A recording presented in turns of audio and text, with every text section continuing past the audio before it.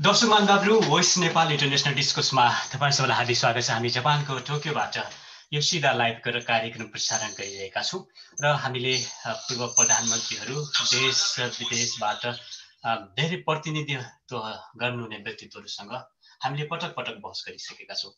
Doctor Vijay जोली भारतीय जनता पार्टीका वरिष्ठ नेता हुनुहुन्छ र उहाँसँग हाम्रो यो चौथो कन्भर्सेसन हो र हामीले धेरै पटक पनि बहस गरिसकेका छौँ र राष्ट्र र राष्ट्रियताको पक्षमा हामी निरन्तर आवाज उठाउनेछौँ र आज पनि हामीले विशेष गरेर ट्विन चढ्दै गर्दाखेरि ट्विनबाट चाहिँ क्रस गर्दै गर्दाखेरि भारतीय एसएसपीले ट्विन काटिदिएपछि नदीमा खसेर महाकाली नदीमा खसेर बेपत्ता भएका ती युवाको विषयमा पनि हामी गम्भीर रूपले कुरा गर्नेछौँ र त्यसै गरी अहिले नेपालमा तपाईँलाई थाहा छ र गठबन्धन सरकार र त्यसको नेतृत्व सम्माननीय प्रधानमन्त्री शेरबहादुर देउवाजीले गरिरहनु भएको छ र केपी शर्मा ओलीज्यूको सरकारलाई भारतले राम्रैसँग सहयोग र समर्थन गरेको कुरा हामीले पछिल्ला पटकका ओलीज्यूका भेटघाटबाट पनि स्पष्ट हुन जान्छ र त्यो स्पष्ट देखिन्छ।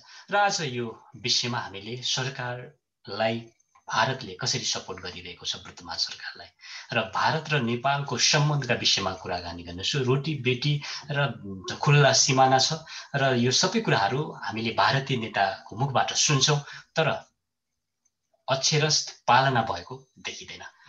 डाक्टर विजय जोलीजी, you are most welcome to the program. तपाईँलाई स्वागत छ। सभी नेपाली भाइयों को और विश्व भर में मेहनतकश हार्ड वर्किंग नेपाल के बहनों और भाइयों को भारत से भारतीय जनता पार्टी के एक दूत डॉक्टर विजय जोली का बहुत बहुत नमस्कार है, प्रणाम है, आदाब है और सलाम है।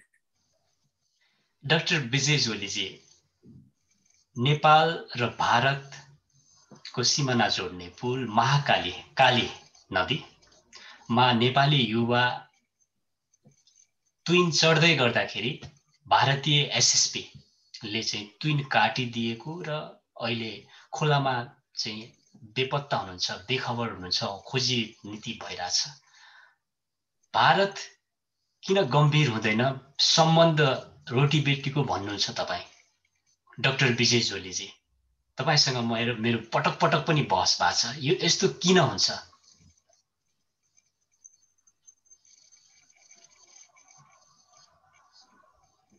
आप अगर अपना नेपाली का प्रश्न मुझे थोड़ा सा हिंदी में अनुवादित करके बताएंगे तो मुझे आपके प्रश्न का उत्तर देने में सुगमता होगी। वो महाकाली नदी में जो एक आदमी नेपाली, हमारा नेपाली भाई अभी लापता है, बेखबर है, खोजी नीति हो रहा है, जारी है नेपाल की तरफ से, भारत का कोई रेस्पॉन्स नहीं आया अभी तक, क्यों?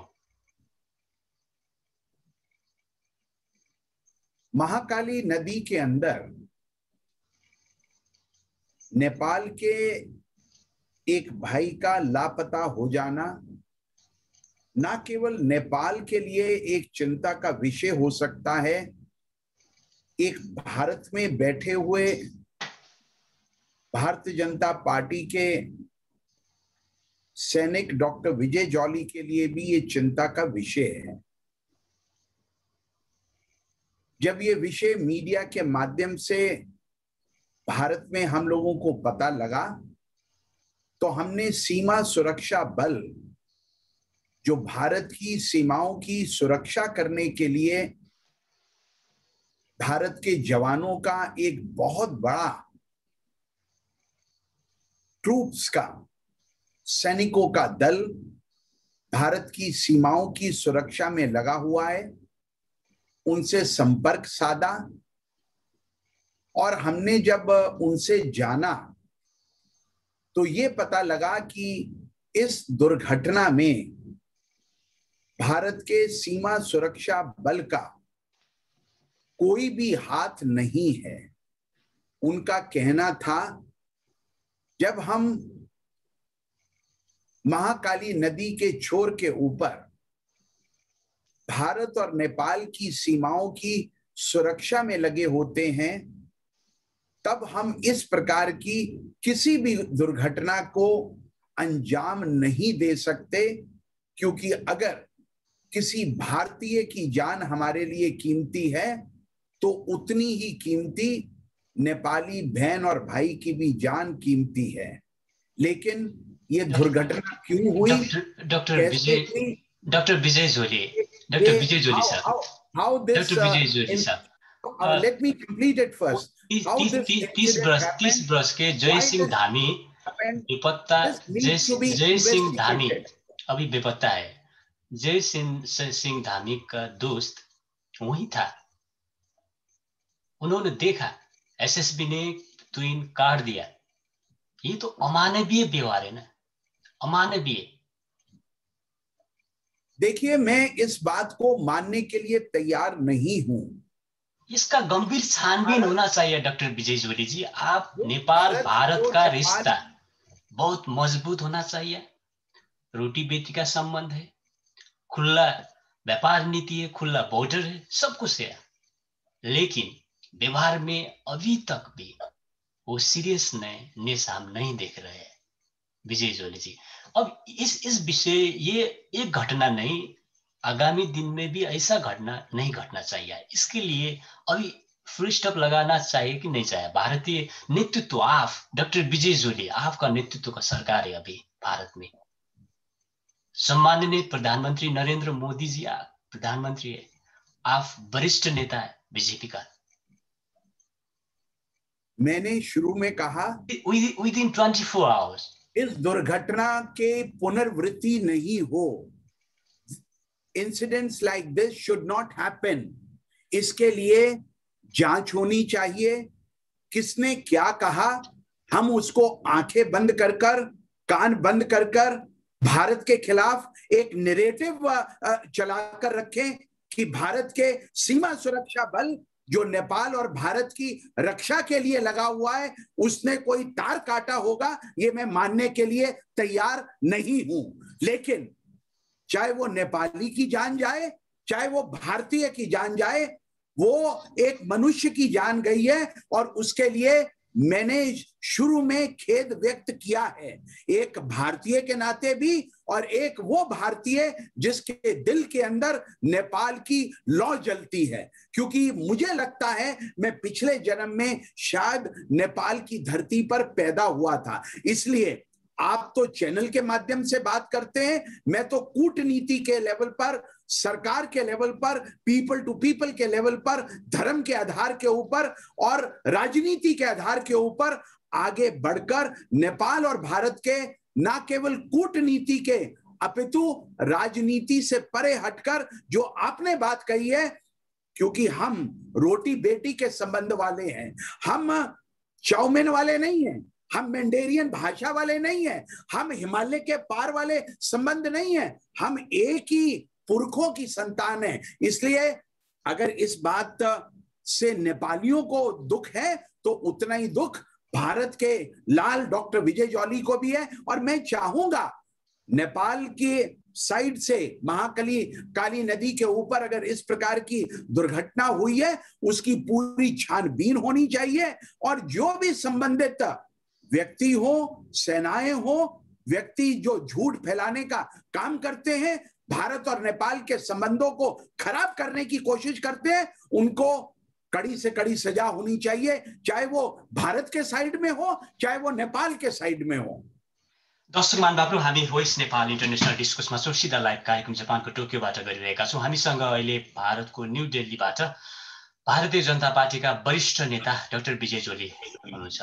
डॉक्टर विजय जोली साहब, नेपाल और भारत के रिश्ते के बारे में हम जब परिचर्चा कर रहे हैं, इसमें आप भी सीरियस होना चाहिए, मैं भी सीरियस होना चाहिए, आम नेपाल भारतीय लोग सीरियस होना होगा।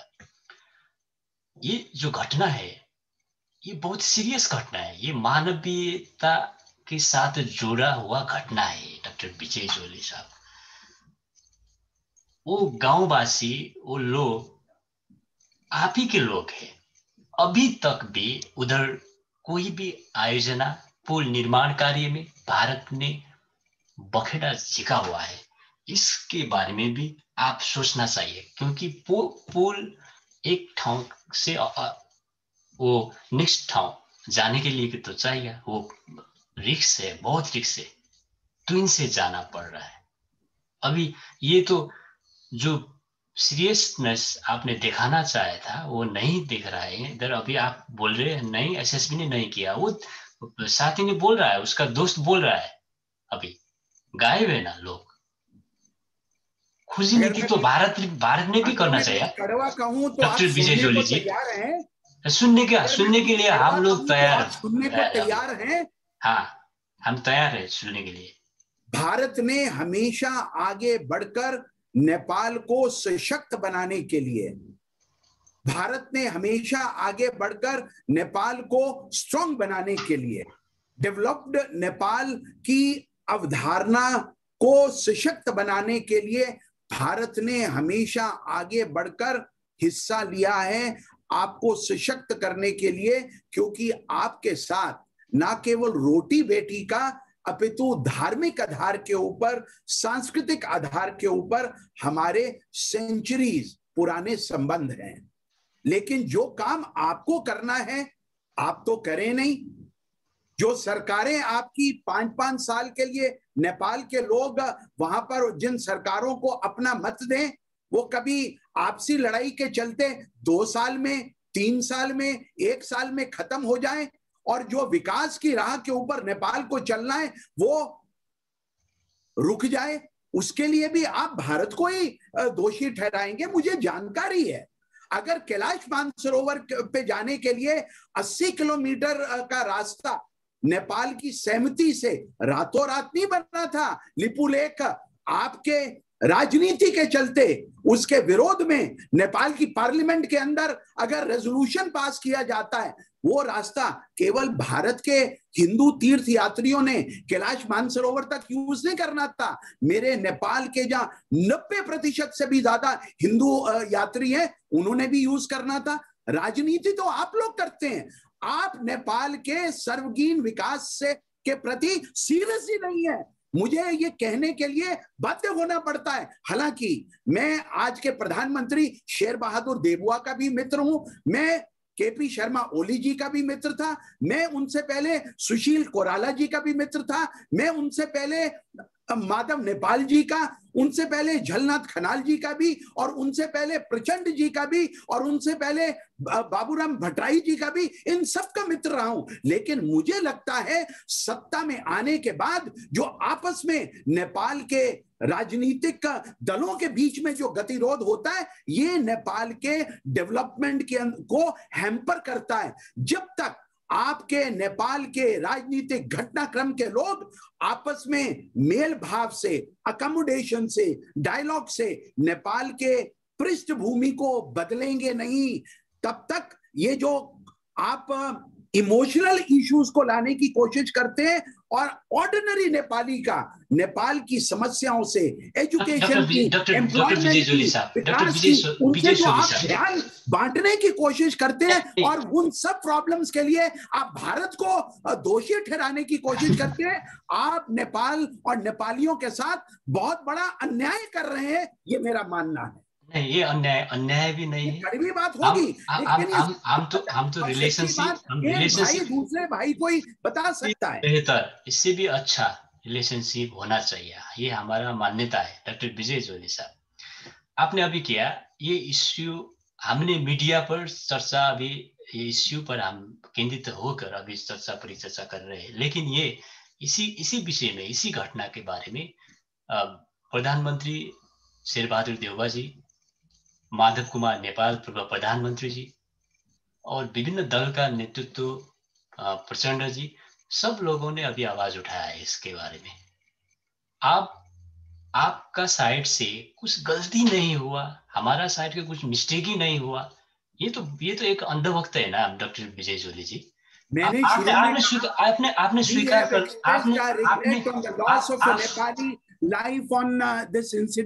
आप उससे ज्यादा क्या चाहते हैं? लेकिन आपने क्या कभी बोला भारत की मदद से 100 बेडेड हॉस्पिटल काठमांडू में बनाया गया?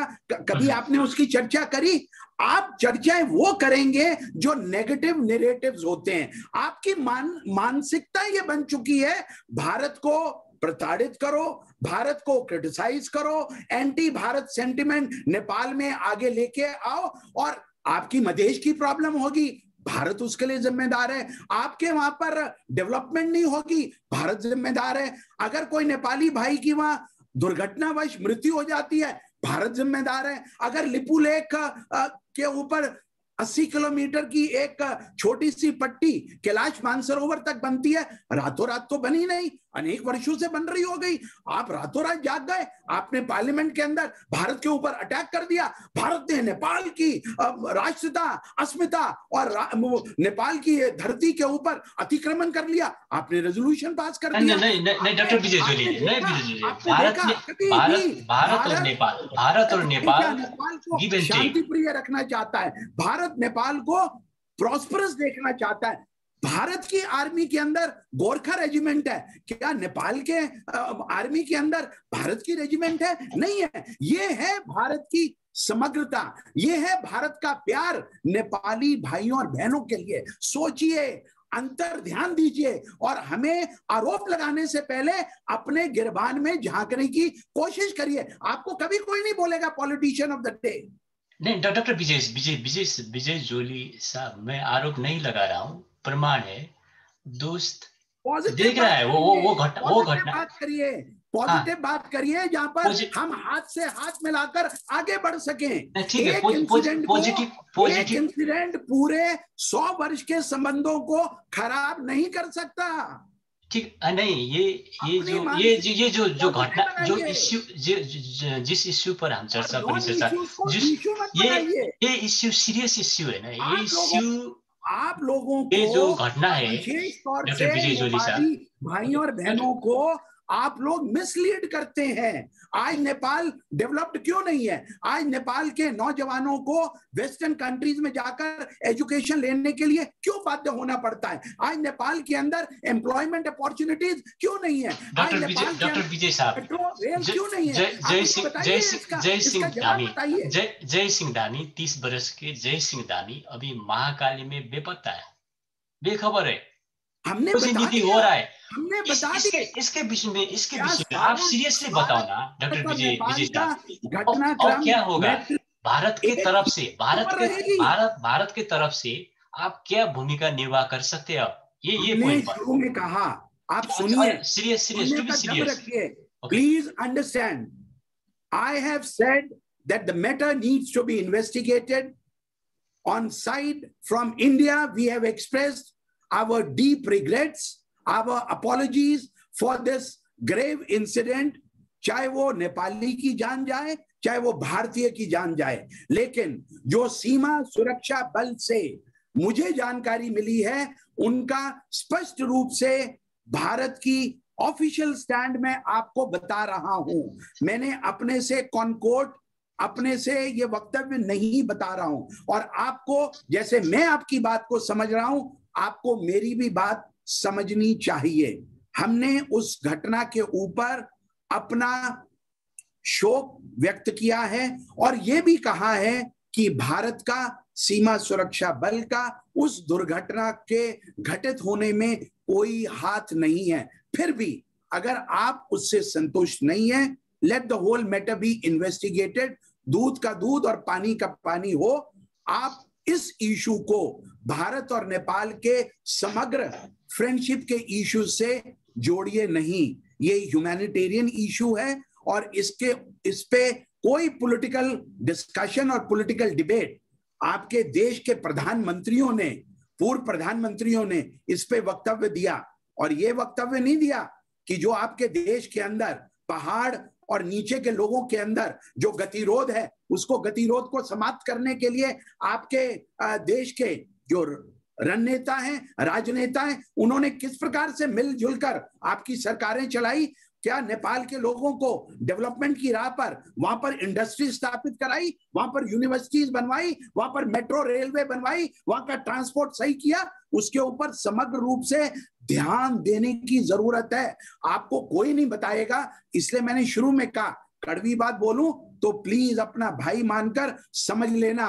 मैं कोई एडवाइस नहीं दे रहा हूं, मैं कोई आपको सलाह नहीं दे रहा हूं, लेकिन आपसे हाथ जोड़ के विनती कर रहा हूं, please introspect why today also Nepal के अंदर लाखों की संख्या में जो धर्मांतरण हो रहा है, जो विदेशों से, जो यूरोप से लोग आकर गरीब हिंदुओं का, गरीब नेपालियों का धर्मांतरण करा रहे हैं, उसके ऊपर सोचिए। आप हमारे पड़ोसी हैं, आप हमारे भाई हैं, आप हमारे विकास की राह में साथ चलने वाले साथी हैं। और हामी वेस्ट नेपाल इन्टरनेशनल डिस्कसमा छौँ, हामी सिधा लाइभ कार्यक्रममा छौँ। हामीसँग डाक्टर विजय जोलीजी हुनुहुन्छ इन्डियाबाट। डाक्टर विजय जोलीजी, मैंने आपको पटक पटक बताया कि ये सीरियस इश्यू है, ये इश्यू पर आपका बहुत बड़ा अहम भूमिका रहेगा। इसमें आपने भी अभी खोजी नीति करने के लिए, और वो जो दोषी है, एसएसबी दोषी है, उसको कड़ा भन्दा कड़ा कार्रवाई के लिए भी आपने पहल करना पड़ेगा। कमिटमेंट करो इधर से, लाइफ से अभी। देखिए, ये आधिकारिक विषय होते हैं। मैं ना मंत्री हूं, ना मैं संतरी हूं, ना मैं मेंबर पार्लियामेंट हूं, ना मैं विधायक हूं, ना मैं मेयर हूं, ना मैं निगम पार्षद हूं। मैं भारत का एक सम्मानित नागरिक हूं और भारतीय जनता पार्टी का एक फुट सोल्जर हूं, और जो मैंने कहा है मैं उस पे अडिग हूं। इस पूरे मामले की निष्पक्ष जांच होनी चाहिए और जो दोषी हैं उनके ऊपर सख्त से सख्त कार्रवाई होनी चाहिए। अब आप कल को अपने शब्द मेरे मुंह में डालने की कोशिश करें तो वो मेरे माँ बाप ने भी नहीं किया, तो आप क्या करेंगे? इसलिए मैं अपने शब्दों को कूटनीति में, राजनीति में और पड़ोसी देशों के संबंधों के बारे में बहुत समझ के बोलता हूं। मुझे क्या कहना है और क्या नहीं कहना है। कभी कभी आप कहते हैं आप बड़े भाई, हम छोटे भाई। डॉक्टर विजय जोली कहता है नहीं, हम बराबर के भाई। फिर आप कभी कभी कहते हैं आप नेपाल के आंतरिक संबंधों में हस्तक्षेप करते हैं। हम कहते हैं नहीं, आप हमारे पास आते हैं, आप हमसे सलाह लेते हैं, हम आपको सलाह देते हैं, तो हम आपके आंतरिक मामलों में बिल्कुल भी हस्तक्षेप नहीं करते हैं। हस्तक्षेप तो वो करते हैं जो हिमालय के पार से, जिनके राजदूत काठमांडू में बैठकर नेपाल में किस प्रकार की सरकार रहे, उस सरकार को बनाने के अंदर एक फॉरेन गवर्नमेंट के राजदूत बहुत बड़ा इंटरप्ले करते हैं और फिर आरोप भारत पे लगाए जाते हैं। सोचिए, सोचिए प्लीज, मेरी रिक्वेस्ट है आपसे, क्योंकि मुझे नेपाल से प्यार है, मुझे नेपालियों से प्यार है। मुझे आज भी भारत में 75 लाख से ज्यादा नेपाली बिना वीजा के काम कर रहे हैं, हमारा अंग है, भारत के विकास में बराबर के भागीदार हैं, और भारत की सेनाओं के अंदर गोरखा रेजिमेंट भारत की आन बान और शान है। इसलिए हम उनको सल्यूट करते हैं, उनका अभिवादन करते हैं, और इसी कारण से हम आपको प्यार करते हैं। लेकिन हमसे राजनीति मत करिए, हमसे दिल खोल के बात करिए। आप दिल खोल के बात करेंगे तो हम भी अपने दिल को खोलकर आप पे उड़ेलने के लिए तैयार रहें। हाँ, डॉक्टर विजय जोली जी, अभी मैं वो नेपाल में देउबा के नेतृत्व में गठबंधन सरकार अभी चल रहा है, वो इसमें भारत का क्या है राय? वो अभी मानना है कि भारत का केपी ओली के साथ बहुत अच्छा रिलेशन था, लेकिन अभी तो कुछ ऐसा रिस्पॉन्स भी नहीं आया भारत सरकार के तरफ से। इसमें डॉक्टर विजय जोली जी ने जो ये गठबंधन है, अब ये सरकार चल रहा है, इसमें आपका क्या है विचार? देखिए, इससे पहले कि मैं इस पूरे विषय और पूरे घटनाक्रम पे अपने पॉलिटिकल एनालिसिस्ट होने के नाते कमेंट दूं, मैं आपके माध्यम से जो दुनिया भर के अंदर और विशेष तौर से भारत और नेपाल के दर्शक आपके इस चैनल पर हम दोनों को सुन रहे हैं, बड़े इंटरेस्ट के साथ सुन रहे हैं, मैं उनको बताना चाहता हूं। जब केपी शर्मा ओली जी की सरकार बनी थी, कम्युनिस्ट पार्टी मार्क्सिस्ट की सरकार बनी थी, प्रचंड जी के साथ मिलकर ओली जी प्रधानमंत्री बने थे, 2/3 बहुमत लेकर बने थे। तब आप जैसे वरिष्ठ पत्रकारों ने और विशेष तौर से मेन स्ट्रीम नेपाल के मीडिया ने लिखा था, नेपाल की ये सरकार भारत की कूटनीति के विपरीत बनी है। At that time, the mainstream media in Nepal had written in bold headlines that the new government led by KP Sharma Oli has been formed in Nepal much against the wishes of the Indian government and the Indian polity. जो 5 साल के लिए 2/3 बहुमत से सरकार बनी, वो आपसी मतभेदों के चलते, इंटरनल कॉन्ट्राडिक्शंस के चलते, आत्मविश्वास के अभाव में भाई भाइयों के अंदर जो बटाव हुआ, उसके चलते वो सरकार अपने ही बोझ से गिर गई। फिर लोगों ने लिखा, इसमें भी भारत का हाथ है, हर चीज में भारत का हाथ है। सरकार नेपाल में, नेपाल के नागरिक अपने वोट से बनाते हैं, हमारे दबाव से नहीं बनाते, हमारे सुझाव से नहीं बनाते, हमारे इंटरवेंशन से नहीं बनाते। काठमांडू के अंदर भारतीय दूतावास के इंटरसेप्शन से नहीं बनाते, अपने विवेक से बनाते हैं, अपनी इंटेलिजेंस से बनाते हैं, अपने दिल से बनाते हैं, जिसमें उनको लगता है कि इन अवेलेबल पॉलिटिकल प्लेयर्स में से हु इज द बेस्ट। अब वहां पर इंटरनल कॉन्ट्राडिक्शंस के चलते सुप्रीम कोर्ट के एक जजमेंट के नाते, जिसका सभी राजनीतिक दलों को पालन करना पड़ा, एक अन्य दल की सरकार वहां पर बन गई। अब वो सरकार जो बनी है, उसके प्रति भारत का दृष्टिकोण कैसा है, भारतीय जनता पार्टी का दृष्टिकोण कैसा है, प्रधानमंत्री नरेंद्र मोदी का दृष्टिकोण कैसा है, तो मैं उसके ऊपर स्पष्ट कर देना चाहता हूं। भारतीय जनता पार्टी के एक फुट सोल्जर होने के नाते जितना मुझे ज्ञान है अपनी पार्टी का, अपने नेतृत्व का, अपनी सरकार का, अपने प्रधानमंत्री का, हालांकि मैं उनका अधिकृत स्पोक्समैन नहीं हूं, लेकिन नेपाल में कम से कम 50 बार आने के बाद नेपाली राजनीतिज्ञों से, नेपाली डिप्लोमेट से, Nepali cross section of the people से इंटरेक्ट करने के बाद मैं कह सकता हूं, नेपाल में जो भी सरकार बनेगी, चाहे वो भारत के पक्ष की सरकार हो, चाहे वो भारत के विपक्ष की सरकार हो, भारत नेपाल की हर सरकार का स्वागत करता है। इसलिए there is no other meaning should be construed. India welcomes the present government of Nepal because Bharat ने अपने पड़ोसी देशों के साथ मिलकर, हाथ में हाथ मिलाकर जो डेवलपमेंट की योजनाएं हैं उनको आगे बढ़ाना है।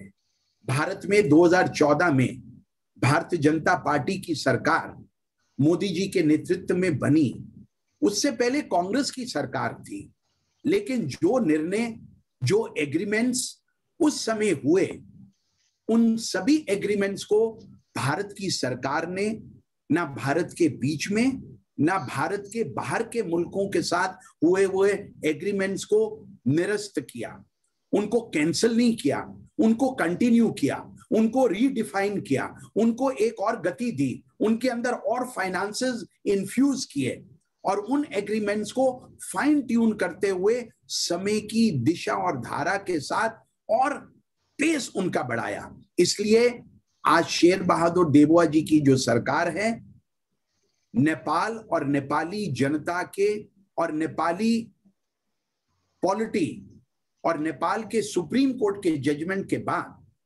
जो सरकार वहां बनी है, हम उसका स्वागत करते हैं और हम नेपाल की जनता के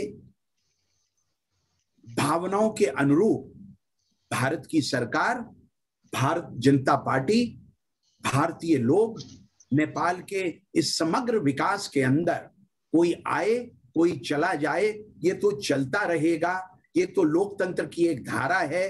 कभी विपक्ष आएगा और कभी पक्ष के लोग बाहर जाएंगे, ये तो चलता रहेगा। लेकिन लोगों के हित सर्वमान्य रहने चाहिए और उस पक्ष को देखकर भारत आज भी नेपाल की सरकार के साथ डिप्लोमेटिक लेवल पर, पॉलिटिकल लेवल पर, पार्टी लेवल पर, पीपल टू पीपल लेवल पर, सोशल लेवल पर, जर्नलिस्टिक लेवल पर, डिप्लोमेसी के लेवल पर हाथ में हाथ मिलाकर आगे बढ़ता रहेगा। क्योंकि अगर नेपाल विकास की राह पर होगा तो भारत विकास की राह पर होगा। अगर नेपाल में एक बम भी फूटता है तो उनकी चिंगारियां, उसका दुख और दर्द दिल्ली में बैठे हुए डॉक्टर विजय जॉली को भी महसूस होगा। ये मैं आधिकारिक रूप से भारत का प्रवक्ता नहीं होने के बावजूद मैं दिल से नेपाल की जनता को, नेपाल के पॉलिटिशियंस को, नेपाल के सोशल मीडिया के माध्यम से और आपके चैनल के माध्यम से ये एक पॉजिटिभ मेसेज सबको देना चाहता हूं। दर्शक महानुभावहरु, हामी वॉइस नेपाल इन्टरनेशनल डिस्कोर्समा छौं र हामीसँग अहिले डाक्टर विजय जोली हुनुहुन्छ, भारतीय जनता पार्टीका वरिष्ठ नेता। र आज हामी विशेष गरेर जुन ट्विन क्रस गर्दै गर्दाखेरि र ट्विन कार्ड दिएर एसएसपीले बेपत्ता भएका महाकालीमा ती युवाको विषयमा हामीले पहिला जोड्यौं र यो विषयमा उहाँले कडाभन्दा कडा कारबाही गर्ने र त्यसको लागि आफ्नो तर्फबाट गराउने भनेर जुन किसिमको एउटा जिम्मेवार वक्तव्य दिनुभयो त्यो चाहिँ तारिफ योग्य छ। तर अझै पनि हामीले चाहिँ पोजिटिभ रेस्पोन्स पाउन सकिरहेका छैनौं। र डाक्टर विजय जोली साहब, अभी वो नेपाल और भारत का रिलेशन वो अच्छा होना होगा, वो इसके बारे में तो हम सब लोग पॉजिटिव है, हम भी पॉजिटिव है, आप भी पॉजिटिव है। लेकिन जो ये घटना, मैं अभी भी सब लोग इधर कमेंट कर रहे हैं, ये घटना पर डॉक्टर विजय जोली का सही वो स्टेटमेंट नहीं आया, सही वॉइस नहीं आया, पॉजिटिव वॉइस नहीं आया, सब लोग बोल रहे हैं।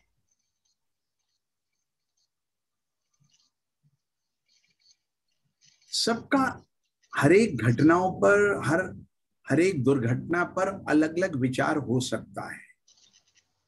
अगर आप ये एक्सपेक्ट करते हैं कि मैं वो शब्द कहूं जो आप चाहते हैं और जो शब्द मैं चाहता हूं वो शब्द आप कहें, वो पॉसिबल नहीं है। मैं झूठ को सच मानूं और सच को झूठ कहूं, ये भी ठीक नहीं है। हमेशा दो देशों के बीच में humanitarian issues, political issues, diplomatic issues जो लोगों की समझ को प्रभावित करते हैं, उनके ऊपर बहुत समझदारी से ट्रेड करना चाहिए। एक नेपाली मूल के व्यक्ति की जान चली जाए और हम उस पे वाद विवाद करते चले जाएं। मुझे याद है पिछली कैबिनेट के सिविल एविएशन मिनिस्टर की फ्रेंच एयरबस के हेलीकॉप्टर में अपने 3 और साथी और संगियों के साथ मृत्यु हो गई थी। आपकी सरकार इतनी संवेदनशील थी कि जिस घटना में नेपाल के सिविल एविएशन मिनिस्टर की, एक एयरलाइन के सीईओ की मृत्यु हो गई थी, उसकी कोई इंक्वायरी होकर वो इंक्वायरी की रिपोर्ट भी पब्लिक नहीं हुई। वो एयरबस जिसके फॉल्टी हेलीकॉप्टर्स आज भी नेपाल में चल रहे हैं, आपकी सरकार ने, आपकी ब्यूरोक्रेसी ने कुछ नहीं किया और आप अब घड़ियाली आंसू बहा रहे हैं। आप मुझे कह रहे हैं कि लोग मेरे वक्तव्य से खुश नहीं हैं। मैं उन मित्रों से पूछना चाहता हूं, आज आप इस नॉन इशू को इशू बना रहे हैं जिसके ऊपर मैंने अपनी संवेदना व्यक्त कर दी। और मैं तो नेपाल में आकर नेपाल के उस सिविल एविएशन मिनिस्टर जिसकी मृत्यु एक हवाई दुर्घटना में हो गई थी, उनकी धर्मपत्नी से भी नेपाल में मिला था। मैं कितना संवेदनशील भारत का नागरिक हूं, मुझे मत समझाइए, मुझे राजनीति का पाठ मत पढ़ाइए। मैं बीकॉम, एमकॉम, एलएलबी और उसके बाद डॉक्टरेट किया हुआ हूं। मैं नेपाल का भारत में अघोषित दूत हूं। I am undeclared ambassador of Nepal, not only in India, but in more than 157 countries who always say, Nepal का समग्र विकास होना चाहिए, नेपाल को on the path of development होना चाहिए। आप क्या चाहते हैं? उससे ज्यादा पुरजोर तरीके से मैं आपकी बात रखता हूं। इसलिए अभी के इंसिडेंट को हमने कंडेम किया और यह भी कहा इस पूरे मामले की इंक्वायरी होनी चाहिए और वो इंक्वायरी कमेटी की रिपोर्ट पब्लिक में आनी चाहिए और जो दोषी हो इंक्वायरी के बाद उनके खिलाफ एक्शन होना चाहिए। आधा अधूरा एक्शन, रिएक्शन अनवारंटेड होता है। लेकिन इसके साथ ही आपके देश के अंदर 2 वर्ष पूर्व आपके सिविल एविएशन की एक हेलीकॉप्टर दोषी हुआ तो डॉक्टर विजय जोली साहब, public discourse on that. Doctor Vijay Jolly साहब, ये कैसा न्याय कर रहे हैं आप? निष्पक्ष तौर से आप निष्पक्ष नहीं है, निष्पक्ष तरफ से जांच होना चाहिए। डॉक्टर विजय जोली डॉक्टर विजय जोली साहब ना काठमांडू को मैंने रिएक्ट करते नहीं देखा। ये घटना क्योंकि वो आपकी कमियां थी, क्योंकि वो आपकी कमियां थी और आप अपनी कमियों को भारत पे थोप नहीं सकते थे। इसलिए आपने उस पूरे मसले की पार्लियामेंट के अंदर आपने क्या वो रिपोर्ट रखी? क्या उस एयरबस कंपनी के हेलीकॉप्टर्स को नेपाल के अंदर आपने ब्लैकलिस्ट किया? नहीं, आपने नहीं किया। लेकिन मैं एक कंडेल नाम के नेपाली को सलाम करना चाहता हूं जिसने वहां पर पब्लिक इंक्वायरी की डिमांड करी और उसने एक पब्लिक क्रूसेडर होने के नाते वहां की जनता की और वहां की इस समस्या को उजागर किया और जिससे फ्रांस की एयरबस कंपनी के नॉर्दर्न इंडिया के जो डायरेक्टर थे उन्होंने मिलना भी उचित नहीं समझा और आप लोगों ने उसको इशू नहीं बनाया क्योंकि वो इंडिया सेंट्रिक नहीं था। इंडिया सेंट्रिक जो होगा, आप एक बार नहीं 10 बार हमें पोक करोगे, हमें क्वेश्चन पूछोगे, ह्यूमैनिटेरियन के नाम पर, मानवता के नाम पर, पॉलिटिक्स के नाम पर, डिप्लोमेसी के नाम पर नहीं चलेगा। डबल स्टैंडर्ड नहीं चलेगा। डॉक्टर विजय जोली साहब, आपका इंडिया में नहीं विश्व में प्रभाव है। अच्छा सर, सब लोग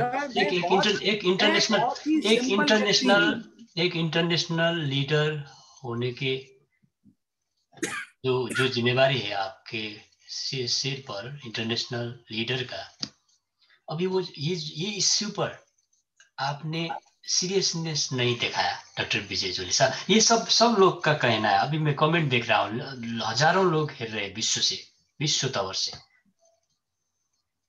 देखिए, मैं ना नेता हूं ना अभिनेता हूं। जय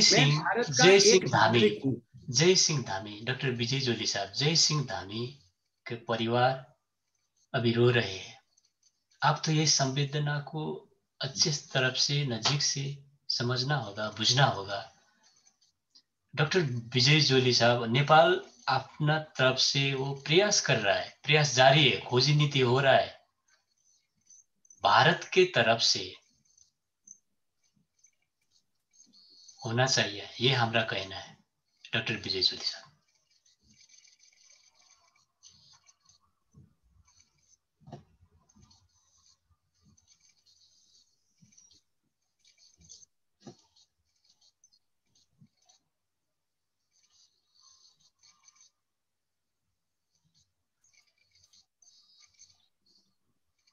डॉक्टर विजय सर।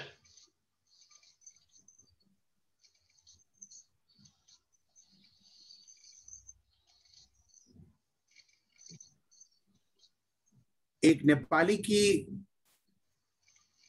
आकस्मिक दुर्घटना में मृत्यु पर हाँ, मैं भारत की ओर से शोक व्यक्त करता हूं, खेद व्यक्त करता हूं, और इस दुर्घटना को जिन लोगों ने अंजाम दिया है उन पर कड़ी से कड़ी कार्रवाई करने की मांग करता हूं। मैं दुखी हूं और उस नेपाली परिवार के साथ इस दुख की घड़ी में खड़ा हूं, लेकिन ये भी चाहता हूं ऐसी दुर्घटनाओं की पुनरावृत्ति ना हो, और केवल इस प्रकार की दुर्घटनाएं मीडिया के माध्यम से, टीवी डिबेट्स के माध्यम से एक विषय वस्तु ना बने और कोई गरीब नेपाली, कोई गरीब भारत नेपाल बॉर्डर पर रहने वाला, चाहे वो भारत का नागरिक भी क्यों ना हो, वो इस प्रकार की दुर्घटना से दोबारा रूबरू ना हो। ये मेरी भारत सरकार से भी और ये मेरी नेपाल की सरकार से भी प्रार्थना है और आशा है कि दोनों सरकारें मिलजुल कर बैठकर इस प्रकार की समस्याओं का और ऐसी दुर्घटनाओं की पुनरावृत्ति ना हो। Such unfortunate incidents shall not be repeated in the near future. उसके ऊपर प्रभावी मैकेनिज्म कदम उठाएं, ये मेरी दोनों देशों की सरकारों से प्रार्थना है। इससे ज्यादा मुझे इस विषय पर और कुछ नहीं कहना है, इसलिए मैं अपने इस वक्तव्य को देने से पहले 1 मिनट आपके इस लाइव इंटरव्यू में आंखें बंद कर उस दिवंगत आत्मा की शांति के लिए प्रार्थना कर रहा था। इससे ज्यादा कुछ कहना उस दिवंगत आत्मा की शान में गुस्ताखी होगी। ओम शांति ओम।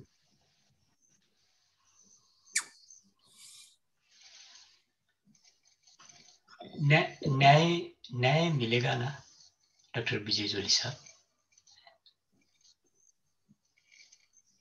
मैंने अभी कहा मैं इस विषय पर इससे ज्यादा और कुछ नहीं कहूंगा।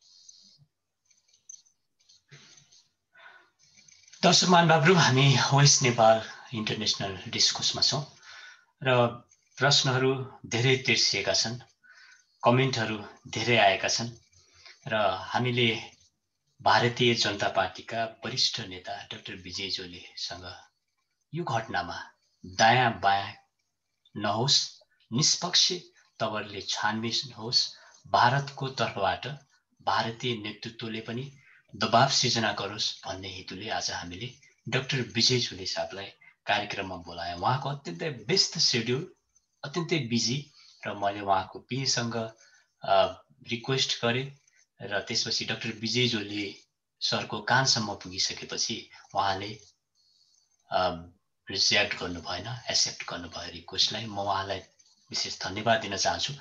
र अन्तिममा छौं हामी। डाक्टर विजय जोली साहब, हम कार्यक्रम के अंतिम में भारत और नेपाल के रिलेशन इससे भी बेहतर बनाने के लिए आप जैसे लीडर का बहुत बड़ा हाथ है।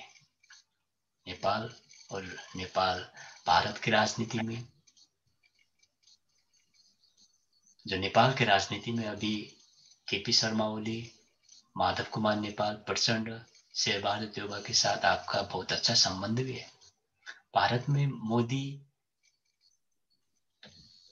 के पीछे आप सब लोग हैं, सीनियर लीडर बीजेपी का। अभी ये परिस्थिति, ऐसा परिस्थिति न होने के लिए क्या क्या जरूरत है? अभी हमें क्या करना पड़ेगा? आप भारत सरकार और नेपाल सरकार बीच का जो संबंध है, अभी ये गैपिंग हो रहा है, ये संबंध को मजबूत बनाने के लिए डॉक्टर विजय जोली साहब, आपका बहुत बड़ा हाथ है आपका, क्योंकि आप दूत भी हो नेपाल की तरफ से।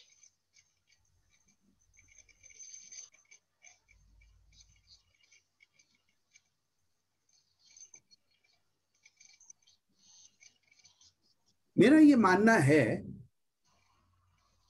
नेपाल और भारत एक सिक्के के दो पहलू हैं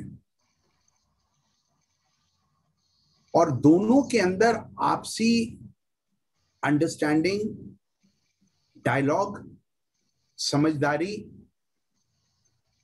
बहुत आवश्यक है।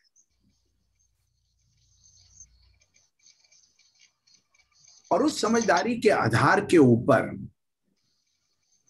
क्योंकि दोनों देशों की सीमाएं एक दूसरे देश के साथ एक दूसरे देश में आने जाने के लिए हमें कोई पासपोर्ट और वीजा की जरूरत नहीं है। भारत से नेपाल में जाना हो तो वीजा नहीं चाहिए। नेपाल के लोगों को चाइना जाने के लिए वीजा चाहिए, पाकिस्तान जाने के लिए वीजा चाहिए, लेकिन भारत आने के लिए वीजा नहीं चाहिए, क्योंकि भारत उनका पुरखों का देश है। इस भावना को अगर हर एक नेपाली के मन में, तन में और दिल में जो घर किया हुआ है, अगर उसको हटाने की कोशिश नहीं की जाएगी तो दोनों देश, जो शुरू में आपने कहा और मैं अक्सर कहता हूं, रोटी और बेटी वाले देश हैं, आपस में ब्याह होते हैं। हम दोनों देशों के अंदर चाउमीन कॉमन फैक्टर नहीं है। भोजपुरी, नेपाली, हिंदी, ये भाषाएं बोली जाती हैं, और जो पहाड़ के अंदर भाषाएं नेपाली बोली जाती है वो कॉमन है। मेरे घर के अंदर दो दो नेपाली मेरे घर की रक्षा सुरक्षा करने के लिए लगे हुए हैं। मेरे बिजनेस के अंदर 6 नेपाली काम कर रहे हैं, बराबर का हिस्सेदारी है उनकी मेरे बिजनेस के विकास के अंदर। हम उनको अपना कनिष्ठ नहीं मानते, छोटा नहीं मानते हैं। This is the feeling what in India we have for a Nepali brothers and sisters. और लाखों नेपाल के बच्चे भारत की यूनिवर्सिटीज में डॉक्टर की, इंजीनियर्स की, आर्किटेक्ट्स की, प्रोफेशनल कोर्सेज की, अंडर ग्रेजुएट कोर्सेज की शिक्षा ले रहे हैं।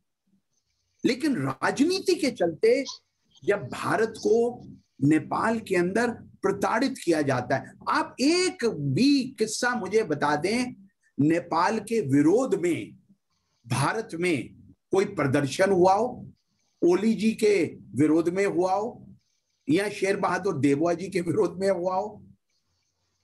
जब नेपाल में भूकंप आया, अर्थक्वेक आया, पहले 6 घंटे के अंदर सबसे पहले रिस्पॉन्ड करने वाले, असिस्ट करने वाले ह्यूमैनिटेरियन लेवल पर और कौन थे? भारत के प्रधानमंत्री नरेंद्र मोदी, क्योंकि हमारा दिल, हमारी आत्मा नेपाल में बसती है। मेरा जो दिल्ली स्टडी ग्रुप एनजीओ है, सबसे पहले हमने tent, tarpaulin, medicine, mask, medicine के साथ साथ सब चीजें इकट्ठी करके तब के दीप कुमार उपाध्याय जी आपके भारत में राजदूत थे। नेपाली एम्बेसी के अंदर कम से कम हमने 150 बड़ी बड़ी बोरियां अपने वॉलंटियर्स के साथ जाकर पहुंचा दी कि इनको नेपाल लेके जाइए। दिल्ली सिख गुरुद्वारा प्रबंधक कमेटी ने एक बकायदा फुल टाइम का, एक नहीं अनेक जगहों पर नेपाल के अंदर लंगर लगा दिए जो डिस्प्लेस नेपालीज थे।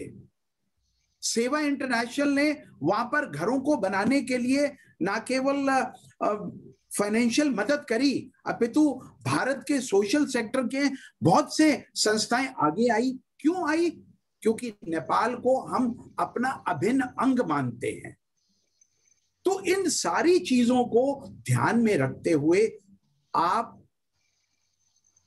नेपाली नौजवानों को विकास की राह पर लगाएं, एजुकेशन की राह पर लगाएं, और विशेष तौर से नेपाल के पॉलिटिकल क्लास को ये प्रार्थना करें, आपस में झगड़िए नहीं, आपस में मिलजुल कर काम करिए, अकोमोडेशन से काम करिए। सरकारें अगर 5 साल तक नहीं चलेंगी, अगर पॉलिटिकल अस्थिरता होगी, नेपाल विकास की राह पर नहीं चल सकता। और अगर नेपाल के पॉलिटिशियन स्टेबिलिटी, स्थायित्व के आधार पर, जिसका वो बार बार पार्लियामेंट के अंदर और पार्लियामेंट के बाहर चर्चा करते हैं, समझदारी से, अपने निहित इंटरेस्ट के लिए नहीं। और मुझे लगता है जितने भी व्यूअर्स आपके इस चैनल पे जुड़े हैं वो सब मेरी इस बात से सहमत होंगे। राजनीति लोगों की सेवा करने का एक माध्यम है, जनता के पैसे को जनता पर लगाने का एक माध्यम है।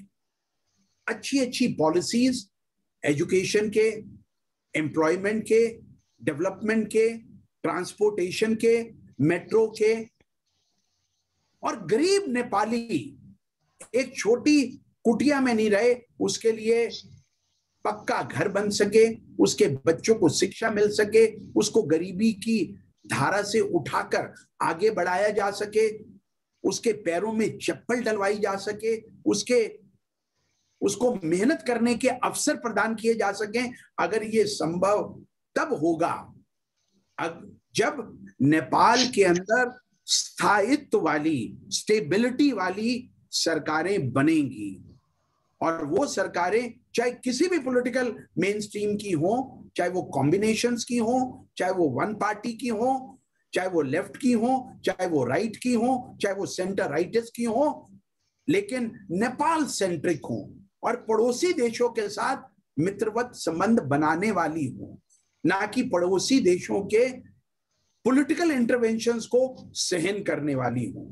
मुझे बहुत दुख हुआ जब मैंने एक पड़ोसी देश के राजदूत को काठमांडू में बैठकर एक सरकार को बचाने का, एक पार्टी के अंदरूनी मामलों के अंदर हस्तक्षेप करते हुए देखा। मुझे खुशी हुई भारत के एम्बेसी ने, भारत के राजदूत ने इन सब चीजों से परहेज किया, अपने आप को दूर रखा, क्योंकि हम long term stable political, social, diplomatic, historical relations Nepal के साथ रखने के पक्षधर हैं। हम नेपाल के अंदरूनी मामलों में दखल अंदाजी नहीं करने के पक्षधर हैं। लेकिन अगर कोई हमारे पास राय लेने आएगा, सलाह लेने आएगा, उसको स्पष्ट शब्दों में सलाह भी देंगे और उससे एडवाइस भी लेंगे। लेकिन अगर कोई मैंने गलत कुछ कह दिया हो, कड़े शब्द कह दिए हो, तो मुझे उसके लिए क्षमा कीजिएगा। मैं अगर प्रो इंडियन हूं तो मैं प्रो नेपाली भी हूं। मैं अपनी इस प्रतिबद्धता को आपके माध्यम से सभी नेपाली बहनों और भाइयों को व्यक्त करना चाहता हूं। I stand by Nepal. I speak for Nepal. Wherever I go in the world, I say a strong Nepal is a strong India. A developed Nepal is a developed India. A prosperous Nepal is a prosperous India. Educated Nepal is an educated India. And we all have to go together hand in hand in our quest for peace, for friendship, for development, for understanding, and for dialogue. Doctor Vijay Jolly साहब, बहुत बहुत धन्यवाद आपको समय के लिए, महत्वपूर्ण समय दिया आपने। जय हिंद, जय नेपाल। दर्शक महानुभावहरू, उहाँ हुनुहुन्छ डाक्टर विजय जोली, भारतीय जनता पार्टीका वरिष्ठ नेता। हामीले जुन यो ट्विन क्रस गर्दै गर्दाखेरि एसएसपीले ट्विन काटिदिएको र त्यसपछि ती युवा महाकाली नदीमा बेपत्ता हराइरहेको अवस्था पछिको जुन छ त्यो कन्डिसनलाई हेरेर हामीले भारतीय जनता पार्टीका वरिष्ठ नेतासँग यो घटनामा भारतले पनि चासोका साथ हेरोस् र आगामी दिनहरूमा यस्तो घटना नघटोस् भन्ने हेतुका साथ हामीले उहाँलाई टक्टकाउने प्रयास गर्यौं। र यहाँ साथीहरूलाई लाग्न सक्छ होला कि चर्को स्वरमा बोलेन। मलाई लाग्छ चर्को स्वरमा र आक्रोशले मात्रै काम चल्दैन र हामीले गम्भीरताका साथ बहस गर्नुपर्ने हुन्छ र गम्भीरताका साथ कुरा उठाउनु पर्ने हुन्छ र भारतीय नेतृत्वको ध्यानाकर्षण गराउनु पर्ने कुरा महत्त्वपूर्ण विषय हो। र उहाँ अत्यन्तै व्यस्त समयलाई मध्यनजर गर्दै हाम्रो यो इन्टरनेसनल डिस्कोर्सलाई, जुन हाम्रो यो कार्यक्रम जापानको टोकियोबाट प्रसारण भइरहेको छ, भोइस नेपालबाट विश्वभरबाट धेरैले हेरिदिनु भएको छ र सबैले प्रतिक्रिया पनि दिनुभएको छ। म सबैलाई धेरै धेरै धन्यवाद दिन चाहन्छु। र यो चाहिँ विशेष जुन यो घटना छ यसको विषयमा हामी निरन्तर दबाव सिर्जना गर्ने कार्यलाई चाहिँ निरन्तरता दिइरहनेछौँ। र म डाक्टर विजय जोली जी लगायत सम्पूर्ण वोइस नेपाल टिमलाई विशेष धन्यवाद दिन चाहन्छु। र वोइस नेपालको केन्द्रीय कार्यालय क्यालिफोर्निया र त्यसै हाम्रो दोस्रो केन्द्रीय कार्यालय नामनगर काठमाडौँ। हाम्रा वेबसाइटहरू पनि छन् www.voicenepal.com, www.sbtamraka.com र तपाईँ त्यहाँ गएर विभिन्न गतिविधिहरू हेर्न सक्नुहुनेछ। म एसपी ताम्राकार, डाक्टर विजय जोलीजी, हामी दुवैजना बिदा चाहन्छु। Thank you so much doctor Vijay Jolly साहब। Thank you.